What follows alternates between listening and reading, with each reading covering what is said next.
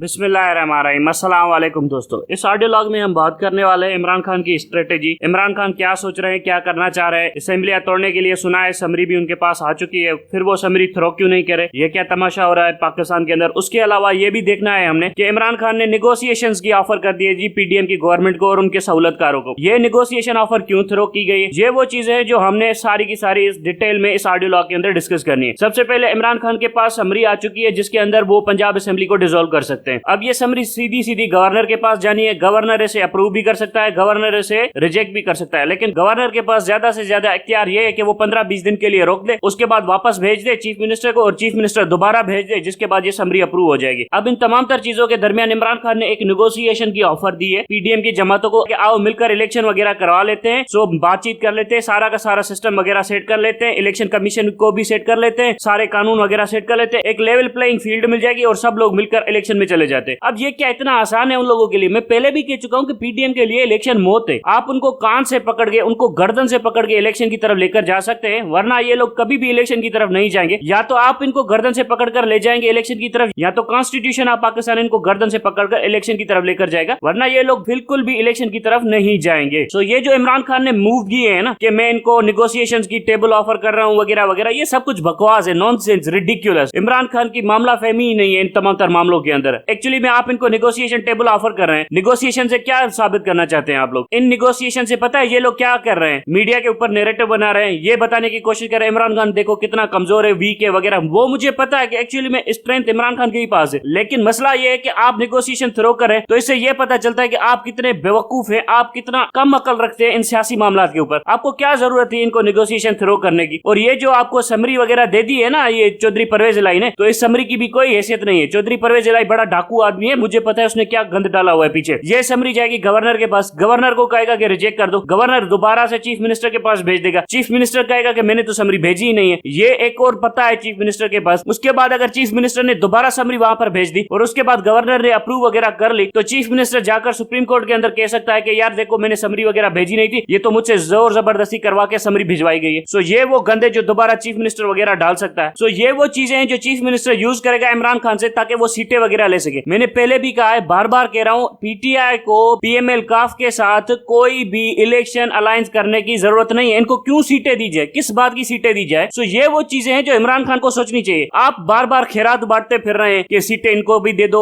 उसको भी दे दो, क्या जरूरत है इनको सीटें देने की, क्या हैसियत है इनकी जो इनको सीटें दे रहे हैं हम लोग। सो ये वो चीजें हैं जो इमरान खान को सोचनी चाहिए। और ये जो इसने समरी दी है ये भी धोखा है, एक नंबर का धोखा है। और दूसरी चीज जो इमरान खान ये निगोशिएशन की टेबल ऑफर कर रहे हैं, क्यों निगोशिएशन की टेबल ऑफर कर रहे हैं आप लोग। आप चाहें तो इसी वक्त असेंबलियां तोड़ दे, ये खुद चलकर आएंगे आपके पास बातचीत करने के लिए। असेंबलियां तोड़े, 15-20 दिन लगेंगे जो गवर्नर समरी को विदहोल्ड करके रखेगा, उसके बाद वो दोबारा से चीफ मिनिस्टर को भेजेगा, चीफ मिनिस्टर दोबारा भेजेगा। सो ये वो चीज है जो आपको परसू करना चाहिए। 2 हफ्तों के बाद निगोशिएशन होंगे, ये क्या तमाशा कर रहे हैं आप लोग। मैं सिस्टम को कॉन्फिडेंस में लेना चाहता हूं, सिस्टम ने आपको कॉन्फिडेंस में लिया था क्या कभी? सिस्टम कभी भी कॉन्फिडेंस में लेता है? जहां पर बुनियादी मसला यह कि एक मिडिल क्लास का झगड़ा चल रहा है एलीट के साथ, एलीट किसी भी तौर के ऊपर अपना पावर लूज नहीं करना चाहती, सो वो किस तरह की निगोशिएशन करेंगे, वो टाइम बाय करने की कोशिश करेंगे। पूरी दुनिया के रेवोल्यूशंस देख ले, जब भी कोई ताकत में होता है तो वो टाइम बाय करने की कोशिश करता है। भुट्टो साहब के साथ जब पीएनए का टाकरा चल रहा था तो पीएनए वालों ने रगड़ के रख दिया था जुल्फिकार अली भुट्टो को, तो भुट्टो क्या करता था, सिर्फ टाइम बाय करने की कोशिश करता था। 3 महीने, 2 महीने, 1 महीने, 3 महीने, सो ये वाला टाइम बाय करने की कोशिश करता था। फिर क्या हासिल हुआ भुट्टो को? कुछ भी नहीं मिला ना। अल्टीमेटली भुट्टो की हुकूमत का धर्म तख्ता हो गया। सो ये वो चीजें हैं जो आपको सोचनी चाहिए कि आप करना क्या चाहते हो। अगर आप जेन्युइन हो इलेक्शन चाहने के लिए तो आपको अभी के अभी असेंबलियां तोड़नी चाहिए, असेंबलियों की समरी भेज दे गवर्नर को, अपनी तंजीम मजबूत करें, अपनी तंजीम के ग्राउंड वर्कर्स वगैरह मजबूत करें। यहाँ पर इलेक्शन आप जीते दोनों सूबों के अंदर, दोनों सूबों के अंदर जब आप इलेक्शन जीत जाएंगे तो आप पहले से ज्यादा मजबूत होंगे। फेडरेशन की जब इलेक्शन आएगी तो आप बहुत ज्यादा मजबूत होंगे। जब आप बहुत ज्यादा मजबूत होंगे तो फेडरेशन में आप 2/3 मेजोरिटी ले सकते हैं। उसके बाद आप सिंध के ऊपर ध्यान दे सकते हैं, उसके बाद आप बलूचिस्तान के ऊपर ध्यान दे सकते हैं। अगर आप अभी के अभी पंजाब की इलेक्शन और केपीके की इलेक्शन करा के 2/3 मेजोरिटी लेकर आ जाते हैं सूबों के अंदर, उसके बाद जो फेडरेशन की इलेक्शन होगी तो उनके अंदर इनकी क्या हैसियत बचेगी? कुछ भी नहीं बचेगी, इनसे तो कोई टिकटे ही नहीं लेगा। तो ये वो चीजें हैं जो आपको करनी चाहिए। आप यहाँ पर मुज़ाकरात की टेबल खोलकर बैठे हुए, आपका दिमाग इतना खराब हो चुका है कि जनरल बाजवा ने जो के चाल फेंकी थी कि आओ प्रेसिडेंट ऑफिस के अंदर हम सियासी बातचीत करते, आप वहां पर भी चले गए मुलाकात करने जनरल बाजवा से। और जनरल बाजवा ने ये बातचीत क्यों की थी आपके साथ? वो इसीलिए की थी कि वो आपको लूप में लेना चाहते थे, वो एक्सटेंशन लेना चाहते थे। सो वो अपनी एक्सटेंशन के लिए राह हमवार करना चाहते थे, इसलिए आपको कॉन्फिडेंस में लेना चाहते थे। बाकी क्या वो आपको इलेक्शन देना चाहते थे? आपके लिए कोई काम करना चाहते थे? कहां पर है आपकी अकल? और ये जो एडवाइजर बिठाए हुए हैं ये क्या कर रहे हैं आपके लिए कि ये इस तरह के ओपिनियंस दे रहे हैं? अगर आप इलेक्शन के मामले में सीरियस है तो अभी के अभी असेंबलियां तोड़ें, अभी के अभी असेंबलियां तोड़ेंगे तो आपको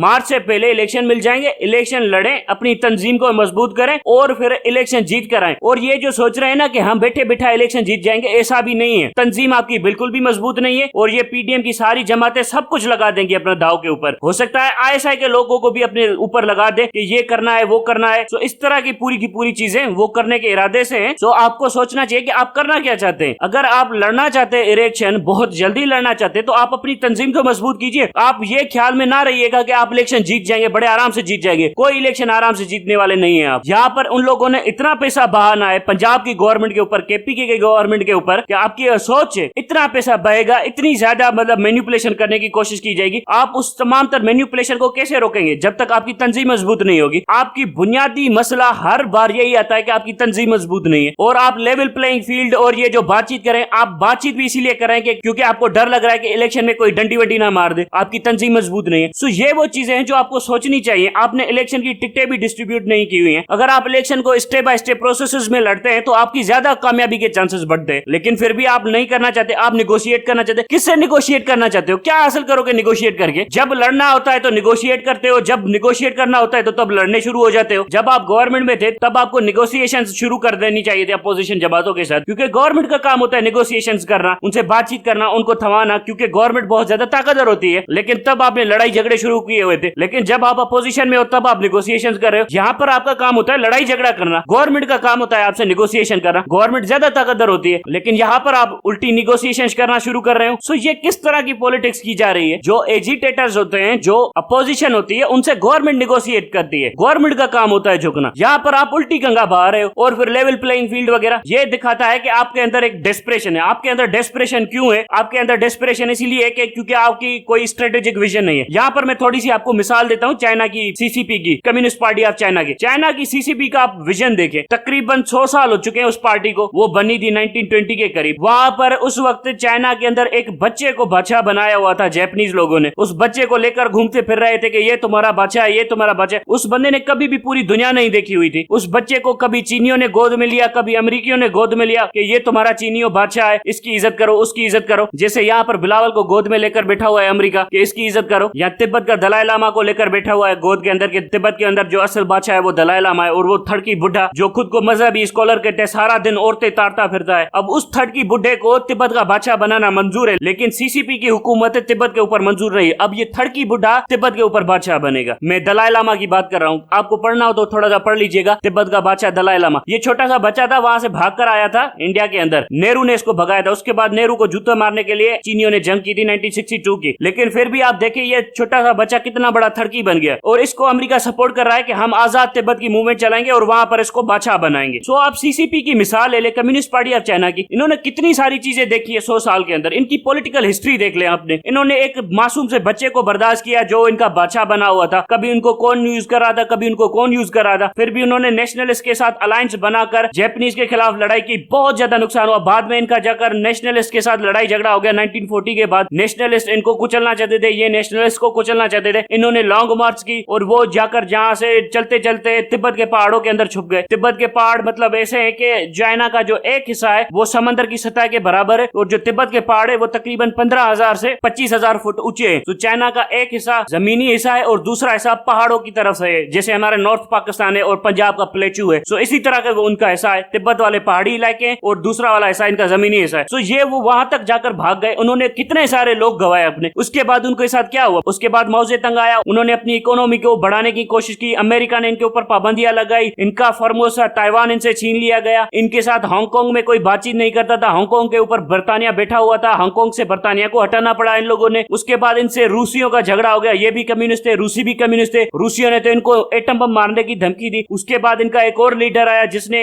लिबरलाइजेशन की, इकोनॉमी की थोड़ा बहुत खोला, जिसके बाद चीनियों को बहुत ज्यादा फायदा हुआ। सो चीनियों ने फिर इकोनॉमी से फायदा उठाने की कोशिश की। आज चीन सुपर पावर बनकर बैठा हुआ है। आज अपनी ग्लोबल पावर प्रोजेक्शन करने के चक्कर में बैठा हुआ है। सो ये वो चाइना की हिस्ट्री है। इस तरह से कम्युनिस्ट पार्टी ऑफ चाइना बनी थी। यहाँ पर किसी पार्टी के अंदर कोई दमखमी नहीं है। फौज का नाम लो पार्टी वालों की सुसु निकल जाती है। जुडिशरी का नाम लो पार्टी वालों की सुसु निकल जाती है। किसी दुनिया के अंदर फौज और जुडिशरी की 2 टके की हैसियत इज्जत नहीं होती, यहाँ पर तमाशा लगाया हुआ है। अपोजिशन से तो कोई गिला है ही नहीं, अपोजिशन तो है ही फ्रॉडी, वो इलीगल है, वो करप्ट है, वो नमूनेबाज है, वो ड्रामेबाज है। आप लोगों को क्या हो गया कि आप नेगोशिएशन ऑफर करते फिर रहे हो, कभी जनरल बाजवा के साथ नेगोशिएशन करना चाहते हो, क्या जरूरत थी जनरल बाजवा के साथ नेगोशिएशन करने की? किसको नहीं पता था कि जनरल बाजवा एक बाइस्ड बंदा है, एक अपॉर्चुनिस्ट, एक मुफाद परस्त, एक घटिया बंदा है जिसके दिल में बुग्ज भरा हुआ है पीटीआई के खिलाफ, फिर आप उससे नेगोशिएशन करने के लिए बैठ जाते। ये जो आपका मजनू वाला एटीट्यूड है ना कि मैं मजनू हूं और लेला ढूंढते फिर रहे हो सियासत के अंदर, ये तमाशा बंद करो। सारा इश्क करना है इसको सियासत के अंदर। और ये कौन ऑफर दे रहा है आपको कि नेगोशिएशन करो? जब आप जंग जीत जाते हो, दुश्मन को घेर लेते हो, तो आप सरेंडर का ऑफर करते हो क्या उनको नेगोशिएशन का ऑफर करते हो कि भाई सरेंडर ना करो, नेगोशिएशन करो, हम आपको एक महफूज रास्ता देते हैं? उस टाइम पे आप कुचलना शुरू करते हो, खुद ब खुद सरेंडर आ जाता है सामने से। तो ये वो चीजें जो आपको सोचनी चाहिए। ये क्या तमाशा कर रहे हो नेगोशिएशन देकर? सीसीपी की आपको मिसाल दी है, अच्छी खासी पार्टी है, 100 साल की तारीख है, उन्होंने खुद को कैसे बनाया है? तो ये वो चीजें जो आप पीटीआई को सोचनी चाहिए कि इन्होंने खुद को कैसे बनाना है। अब ये यहाँ पर इनके साथ नेगोशिएशन कर रहे हैं, तो मुझे तो ये समझ में नहीं आता कि हुकूमत में आने के बाद ये किस किस के साथ नेगोशिएशन करेंगे। फौज इनको कहेगी ये कर दो, फिर वो कर देंगे, फौज इनको कहेगी वो कर दो, वो कर देंगे, उसके बाद फिर से फौज इनको लात मारकर बाहर निकाल देगी ताकत से, फिर कहेंगे यार ये देखो ये हमें इन लोगों ने फिर से बाहर निकाल दिया। अगर आप इतना सा प्रेशर बर्दाश्त नहीं कर सकते, जब आप इलेक्शन में 2/3 मेजोरिटी के साथ जीत कर आएंगे और अपोजिशन सड़कों के ऊपर एहतजाज करेगी, तो वो प्रेशर आप घंटा बर्दाश्त करेंगे? आपको क्या लगता है कि आप 2/3 मेजोरिटी लेकर आ जाएंगे, हुकूमत चलाएंगे, इकोनॉमी को ठीक करने की कोशिश करेंगे, और ये जो बिलावल जरदारी है, ये जो मरियम नवाज है, ये सड़कों के ऊपर एहतजाज वगैरह नहीं करेंगे? ऐसी की तैसी कर देंगे, पैसों से क्राउड लाएंगे, सब कुछ करेंगे, तब भी आप इनके सामने झुकते जाएंगे? जुडिशरी अलग से प्रेशर डालेगी आपके ऊपर, फौज अलग से प्रेशर डालेगी, मीडिया के ऊपर अलग नैरेटिव बनाया जाएगा, आपको गंदा किया जाएगा, फिर आप झुक जाएंगे। तो ये वो चीजें जो आपको सोच लेनी चाहिए कि आप करना क्या चाहते हो। यहाँ पर हर 2 दिन के बाद आपके मुज़ाकरात के टोकरे फेंके जाते हैं, जबकि हुकूमत का काम होता है आपसे मुज़ाकरात करना। अपोजिशन ने कब से मुज़ाकरात थ्रो करना शुरू कर दिया हुकूमत के सामने। बार बार कह रहा हूं, अपनी पॉलिटिकल तंजीम को मजबूत करो। ऐसा नहीं है कि पंजाब के अंदर आप क्लीन स्वीप कर जाएंगे और ये लोग चुपचाप बैठकर तमाशा देखेंगे। ये लोग भी बड़े पुराने पापी हैं, इनकी बड़ी टेक्निक्स है इन तमाम तर चीजों को कंट्रोल करने की। सो मेहरबानी करके अपनी तंजीम को मजबूत करो,